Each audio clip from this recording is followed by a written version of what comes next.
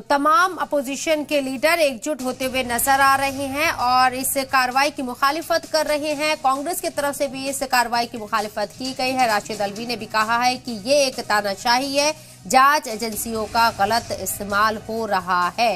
CBI के जरिए मनीष सिसोदिया को गिरफ्तार करना सियासी भूचाल लाने के बराबर है क्योंकि दिल्ली के डिप्टी सीएम है मनीष सिसोदिया, वजीर तालीम है, कई महकमे उनके पास है और मनीष सिसोदिया को सीबीआई के जरिए आज गिरफ्तार कर लिया गया। आम आदमी पार्टी की बढ़ती हुई मकबूलियत से परेशान है बीजेपी।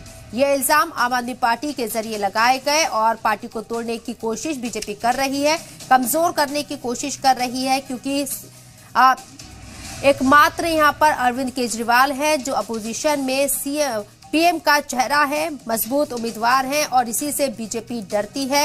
ये इल्जाम तक आम आदमी पार्टी के जरिए लगाए गए हैं मनीष सिसोदिया की गिरफ्तारी के बाद।